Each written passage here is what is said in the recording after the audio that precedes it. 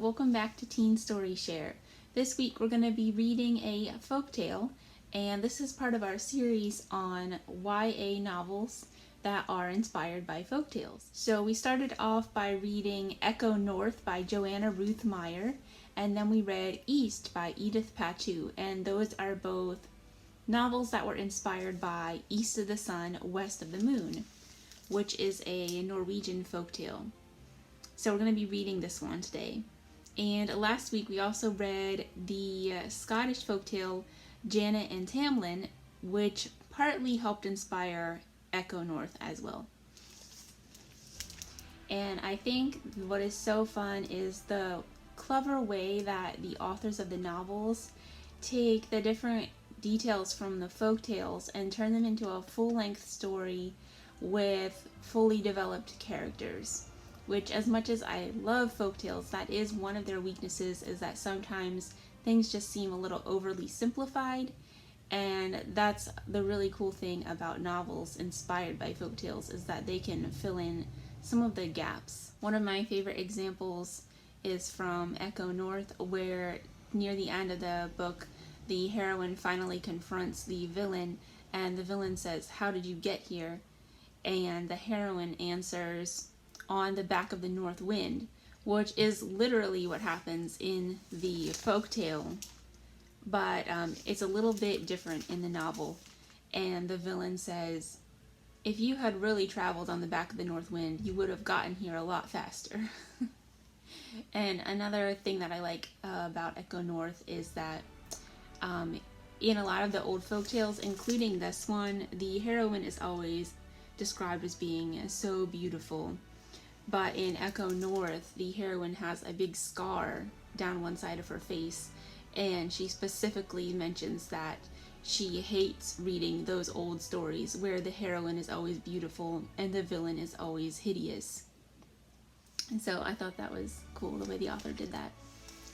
Alright, so let's jump right in to East of the Sun, West of the Moon. Once on a time there was a poor farmer who had so many children that he hadn't much of either food or clothing to give to them.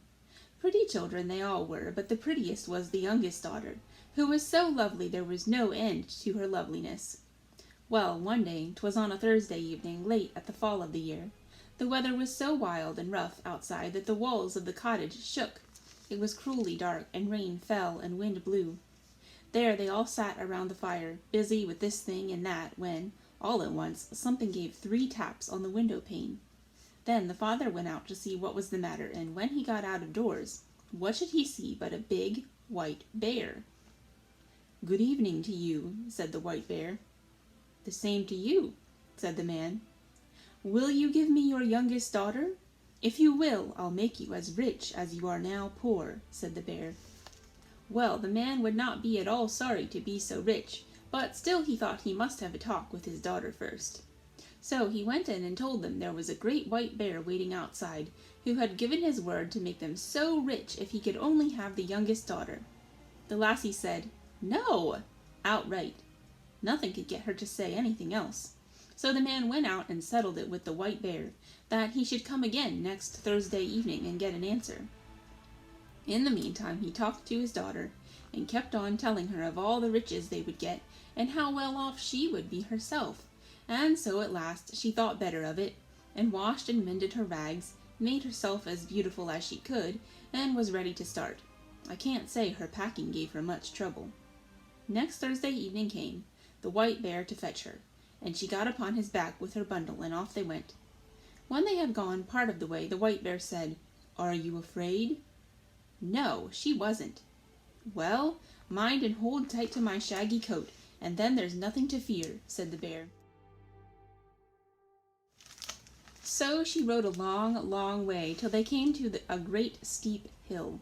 There, on the face of it, the white bear gave a knock, and a door opened, and they came into a castle, where there were many rooms all lit up, rooms gleaming with silver and gold. And there too was a table ready laid, and it was all as grand could be. Then the white bear gave her a silver bell, and when she wanted anything, she had only to ring it, and she would get it at once. Well, after she had eaten and drunk and evening wore on, she got sleepy after her journey, and thought she would like to go to bed. So she rang the bell, and she had scarce taken hold of it before she found herself in a chamber where there was a bed made, as fair and white as anyone would wish to sleep in, with silken pillows and curtains fringed with gold. All that was in the room was gold or silver, but when she had gone to bed and put out the light, a man came and laid himself alongside her. That was the white bear, who threw off his beast shape at night, but she never saw him as a man, for he always came after she had put out the light, and before the day dawned he was up and off again. So things went on happily for a while, but at last she began to get silent and sorrowful, for she longed to go home to see her father and mother and brothers and sisters. So one day when the white bear asked what it was that she lacked, she said it was so dull and lonely there, and she longed to go home to see her father and mother and brothers and sisters. And that was why she was so sad and sorrowful, because she couldn't get to them. "Well, well," said the bear, "perhaps there's a cure for all this, but you must promise me one thing, not to talk alone with your mother, and only when the rest are by to hear, for she'll take you by the hand and try to lead you into a room alone to talk. You must mind and not do that, else you'll bring bad luck on both of us."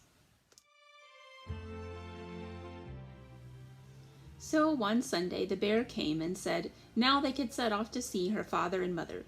Well, off they started, she sitting on his back, and they went far and long. At last they came to a grand house, and there her brothers and sisters were running around out of doors at play, and everything was so pretty 'twas a joy to see. "This is where your father and mother live now," said the white bear. "But don't forget what I told you, else you'll make us both unlucky." No, bless her, she did not forget. And when she had reached the house, the white bear turned right around and left her. Then she went in to see her father and mother, and there was such joy there was no end to it. None of them thought they could thank her enough for all she had done for them. Now they had everything they wished, as good could be, and they all wanted to know how she got on where she lived. Well, she said it was very good to live where she did. She had all she wished. What she said besides I don't know, but I don't think any of them had the right end of the stick, or that they got much out of her. So, in the afternoon, after dinner, all happened as the white bear had said. Her mother wanted to talk with her alone in her bedroom, but she minded what the white bear had said and wouldn't go upstairs. "Oh, what we have to talk about will keep," she said, and put her mother off. But somehow or other, her mother got to her at last, and she had to tell her the whole story. So she told how every night when she had gone to bed, a man came and lay down beside her as soon as she had put out the light, and how she never saw him because he was always up and away before the morning dawned, and how she went around woeful and sorrowing, for she thought she would so like to see him, and how all day long she walked around alone, and how dull and dreary and lonesome it was. "My," said her mother, "it may well be a troll you slept with. But now I'll teach you how to set eyes on him. I'll give you a small candle, which you can carry home in your bosom. Just light that while he is asleep, but take care not to drop the tallow on him." Yes, she took the candle and hid it in her bosom, and as night drew on, the white bear came and fetched her away. When they had gone part of the way, the white bear asked if all hadn't happened as he had said. Well, she couldn't say it hadn't. "Now mind," said he, "if you have listened to your mother's advice, you have brought bad luck on us both. And then all that has passed between us will be as nothing." No, she said, she hadn't listened to her mother's advice. So when she reached home and had gone to bed, it was the same old story over again. There came a man who lay down beside her. But at dead of night, when she heard he slept, she got up and struck a light, lit the candle, and let its light shine on him. And so she saw that he was the loveliest prince one ever set eyes on, and she fell so deep in love with him on the spot that she thought she couldn't live if she didn't give him a kiss there and then. And so she did. But as she kissed him, she dropped 3 hot drops of tallow on his shirt, and he woke up. "What have you done?" he cried. "Now you have made us both unlucky, for had you held out only this 1 year, I had been freed. For I have a stepmother who has bewitched me, so that I am a white bear by day and a man by night. But now all ties are snapped between us. Now I must set off from you to her. She lives in a castle which stands east of the sun and west of the moon, and there too is a princess with a nose 3 ells long, and she's the wife I must have now." She wept and took it ill, but there was no help for it.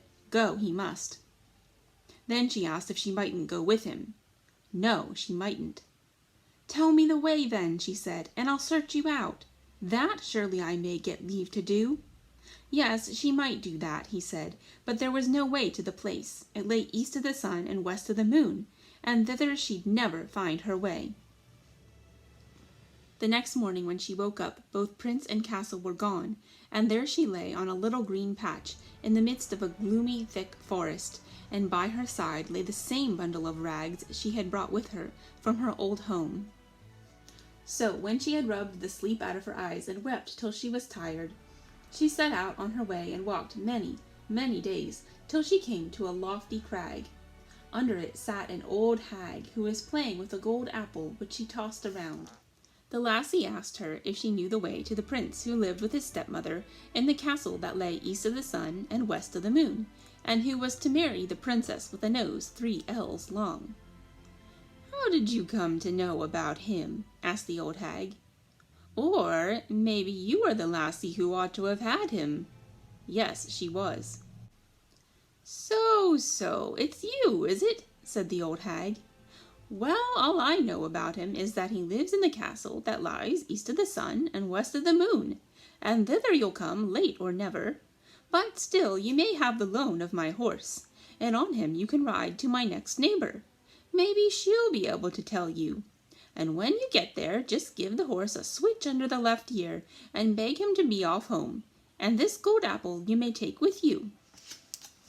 She got upon the horse and rode a long, long time till she came to another crag, under which sat another old hag, with a gold carding comb.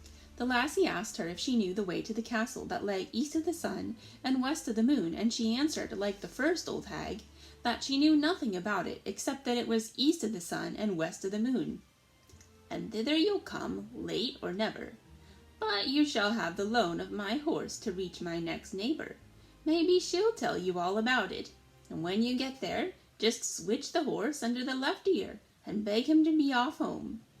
And this old hag gave her the golden carding comb. It might be she'd find some use for it, she said. So the lassie got upon the horse and rode a far, far way in a weary time, and at last she came to another great crag, under which sat another old hag, spinning with a gold spinning wheel. She asked her too if she knew the way to the prince, and where the castle was that lay east of the sun and west of the moon. So it was the same thing over again. "Maybe it's you who ought to have had the prince," said the old hag. Yes, it was. But she didn't know the way any better than the other two. East of the sun and west of the moon. It was, she knew, that was all. "And thither you'll come, late or never. But I'll lend you my horse, and then I think you'd best ride to the east wind and ask him. Maybe he knows those parts and can blow you thither. But when you get to him, you need only give the horse a switch under the left ear, and he'll trot home by himself." And so she too gave her the gold spinning wheel. "Maybe you'll find a use for it," said the old hag. Then on she rode many, many days, a weary time, before she got to the east wind's house. But at last she did reach it, and then she asked the east wind if he could tell her the way to the prince who dwelt east of the sun and west of the moon. Yes, the east wind had often heard tell of it, the prince and the castle, but he couldn't tell the way, for he had never blown so far. "But if you wish, I'll go with you to my brother the west wind. Maybe he knows, for he's much stronger. If you will just get on my back, I'll carry you thither." Yes, she got on his back, and I should just think they went along briskly. When they got there, they went into the west wind's house, and the east wind said the lassie he had brought was the one who ought to have had the prince, who lived in the castle east of the sun and west of the moon, and so she had set out to seek him, and he had come with her, and would be glad to know if the west wind knew how to get to the castle. "Nay," said the west wind, "that far I've never blown, But if you will, I'll go with you to our brother the South Wind, for he's much stronger than either of us, and he has flapped his wings far and wide. Maybe he'll tell you. You can get on my back, and I'll carry you to him." Yes, she got on his back, and so they traveled to the South Wind, and weren't so very long on the way either, I should think. When they got there, the West Wind asked him if he could tell her the way to the castle that lay east of the sun and west of the moon, for it was she who ought to have had the prince who lived there. "You don't say so! That's her, is it?" said the South Wind. "Well, I have blustered around in most places in my time, but so far have I never blown. But if you wish, I'll take you to my brother, the North Wind. He is the oldest and strongest of all of us, and if he doesn't know where it is, you'll never find anyone in the world to tell you. You can get on my back, and I'll carry you thither." Yes, she got on his back, and away he went from his house at a fine rate, and this time, too, she wasn't long on her way.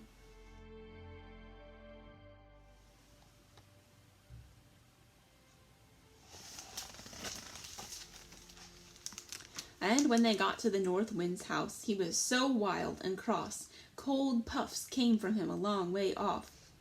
"Blast you both! What do you want?" he roared out, and it struck them with an icy shiver. "Well," said the South Wind, "you needn't be so foul-mouthed, for here I am, your brother, the South Wind, and here is the lassie who ought to have had the prince, who dwells in the castle that lies east of the sun and west of the moon, and now she wants to ask you if you ever were there, and can tell her the way, for she would be so glad to find him again." "Yes, I know well enough where it is," said the North Wind. "Once in my life I blew an aspen leaf thither, but I was so tired I couldn't blow a puff for ever so many days after. But if you really wish to go, and aren't afraid to come along with me, I'll take you on my back and see if I can blow you there." Yes, with all her heart she must and would get there, if there were any possible way. And as for fear, however quickly he went, she wouldn't be afraid at all. "Very well, then," said the North Wind, "but you must sleep here tonight, for we must have the whole day before us if we're to get there at all." Early the next morning the North Wind woke her, and puffed himself up, and blew himself up, and made himself so stout and big 'twas gruesome to look at him. And so off they went, high through the air, as if they would never stop until they got to the world's end. Down here below there was such a storm it threw down long tracts of forest and many houses, and when it swept over the great sea, ships foundered by the hundreds. So they tore on and on. No one can believe how far they went, and still they went over the sea, and the North Wind got more and more weary, and so out of breath he could scarce bring out a puff, and his wings drooped and drooped till at last he sunk so low that the crests of the waves dashed over his heels. "Are you afraid?" said the North Wind. No, she wasn't. But they weren't very far from land, and the North Wind had still enough strength left in him that he managed to throw her up on the shore under the windows of the castle which lay east of the sun and west of the moon. But by then he was so weak and worn out, he had to stay there and rest many days before he could get home again. Next morning the lassie sat down under the castle window and began to play with the gold apple, and the first person she saw was the long nose who was to have the prince. "What do you want for your gold apple, you lassie?" said the long nose, and threw open the window. "It's not for sale for gold or money," said the lassie. "If it's not for sale for gold or money, what is it you will sell it for? You may name your own price," said the princess. "Well, if I may get to the prince who lives here, and be with him tonight, you shall have it," said the lassie whom the North Wind had brought. Yes, she might. That could be done. So the princess got the gold apple. But when the lassie came up to the prince's bedroom at night, he was fast asleep. She called him and shook him, and between whiles she wept sore. But for all she could do, she couldn't wake him up. Next morning, as soon as day broke, the princess with the long nose came and drove her out again. So, in the daytime, she sat down under the castle window and began to card with her golden carding comb. And the same thing happened. The princess asked what she wanted for it, and she said it wasn't for sale for gold or money, but if she might get leave to go up to the prince and be with him that night, the princess should have it. But when she went up, she found him fast asleep again, and for all she called and shook and wept and prayed, she couldn't get life into him. And as soon as the first gray peep of day came, the princess with the long nose came and chased her out again. So, in the daytime, the lassie sat down under the castle window and began to spin with her golden spinning wheel, and that too the princess with the long nose wanted to have. So she threw up the window and asked what she wanted for it. The lassie said, as she had said twice before, it wasn't for sale for gold or money, but if she might go up to the prince who was there and be with him alone that night, she might have it. Yes, she might do that, and welcome. But now you must know there were some poor folk who had been carried off there, and as they sat in their room, which was next to the prince's, they had heard how a woman had been in there, and wept and prayed and called to him 2 nights running, and they told the prince. That evening, when the princess came with her sleepy drink, the prince made as if he drank, but threw it over his shoulder, for he could guess it was a sleepy drink. So when the lassie came in, she found the prince wide awake, and then she told him the whole story of how she had come there. "Ah," said the prince, "you've just come in the very nick of time, for tomorrow is to be our wedding day. But I won't have the long nose, and you are the only woman in the world who can set me free. I'll beg the long nose to wash the shirt which has the 3 spots of tallow on it. She'll say yes, but that's a work no troll can do, and so I'll say that I won't have any other for my bride than the woman who can wash them out, and ask you to do it." So there was great joy and love between them all that night. The next day, when the wedding was to be, the prince said, "First of all, I'd like to see what my bride is fit for." "Yes," said the stepmother with all her heart.